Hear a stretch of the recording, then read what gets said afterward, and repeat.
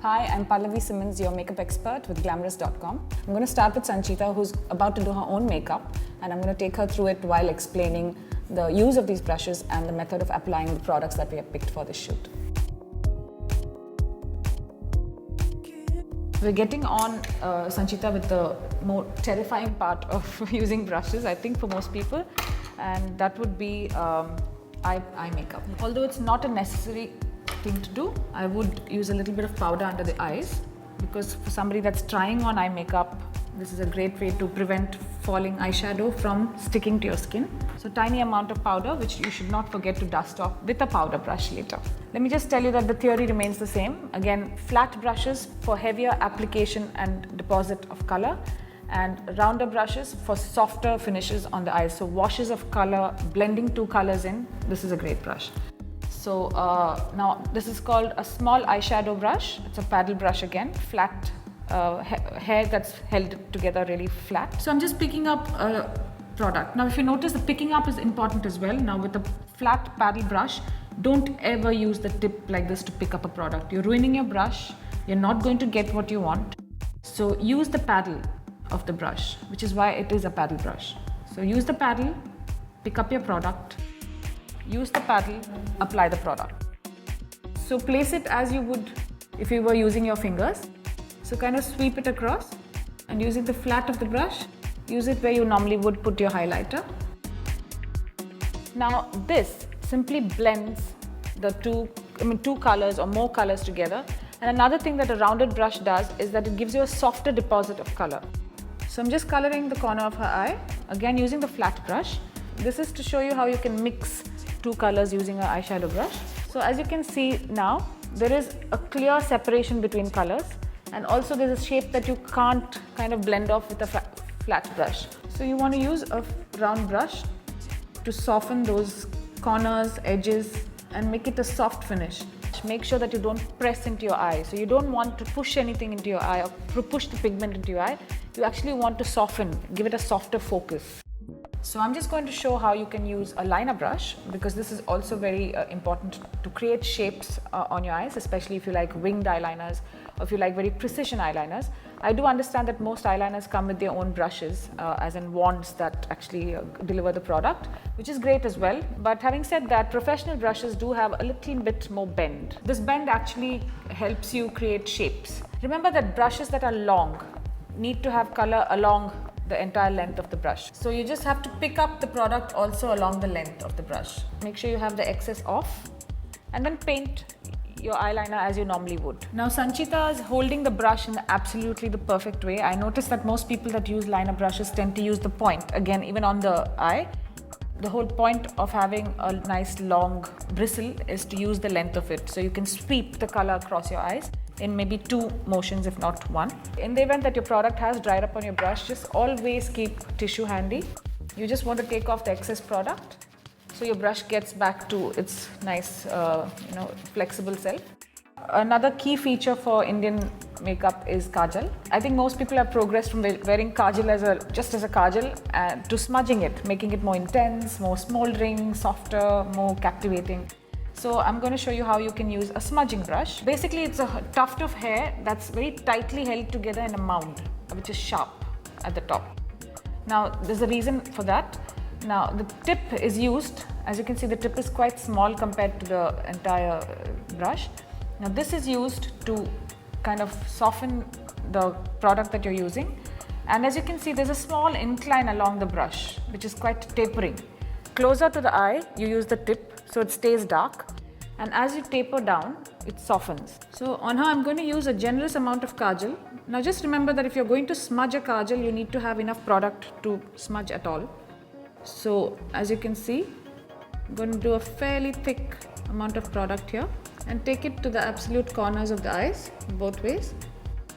By using this brush effectively, you keep the darkness close to the eye, but you softly diffuse the rest of it to a smoky effect.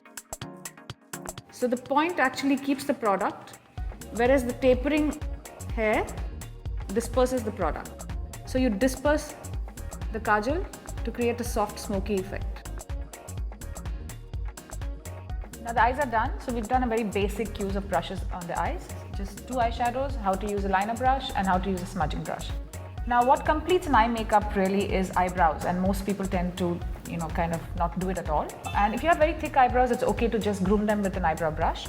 But having said that, there are several sets of eyebrows that need more than grooming. They need filling in as well. Filling in is necessary when you see little gaps and you can see the skin through your hair growth. So what you need for grooming your eyebrows or filling in your eyebrows is a very firm slanted brush such as this. There's several sizes that you get to fill in your eyebrows. There's these. There's a larger size, there's a smaller size. I personally pick the smaller one because I find it handy and it's, I think, way easier to fill in with a smaller brush.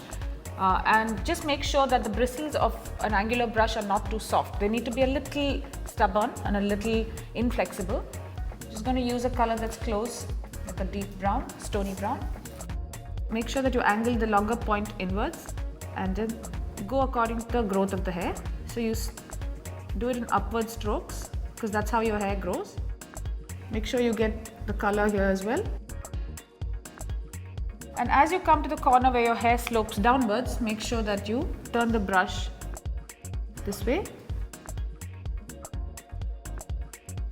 Basically what you're doing is imitating the line of your hair growth. So there, it's a really natural fill. Now we're going to progress to the cheeks, which is quite simple. I think most people do know how to use a blush brush, but having said that, a small slip could cost you a whole shape of your face. A small blush brush should suffice as a brush for bronzing and for blush. So I'm going to use one brush and show you how both products can be applied. Now the important thing is to learn where to dip. So you dip this part. Now in a bronzer you're shaping. So you use the part that will create shapes. That is normally the side. That's what creates shapes. Whereas the top creates the fluffiness, the roundness. So you can use the top to blend or use a blush. Whereas the sides that create the shape can be used for bronzers. So you dip like this, not like this.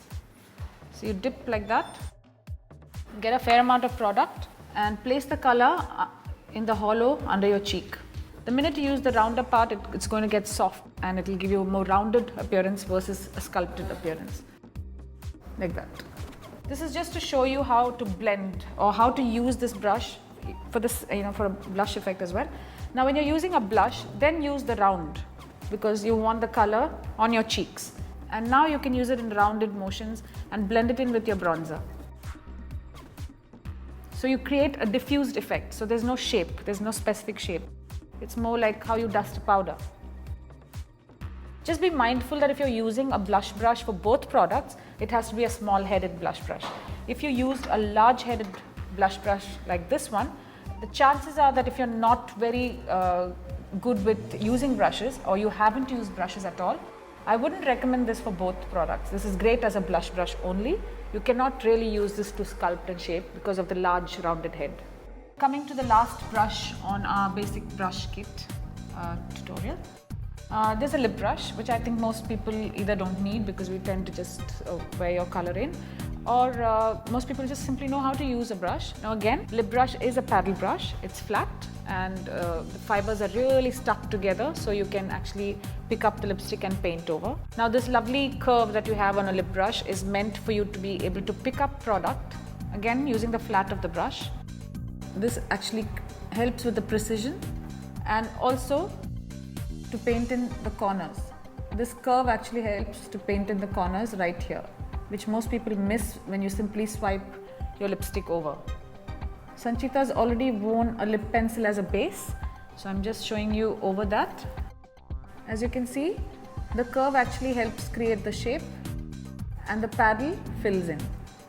Another great reason why you should use lip brushes is sometimes when you swipe the lipstick across your lips and you don't stretch it, you tend to leave lines of bare skin coming through. Now lip brushes are fantastic for that, so you can fill those lines in even after you complete one wear of the lipstick. I hope this video was helpful. Thanks for watching, and until next time, stay tuned, stay glamorous.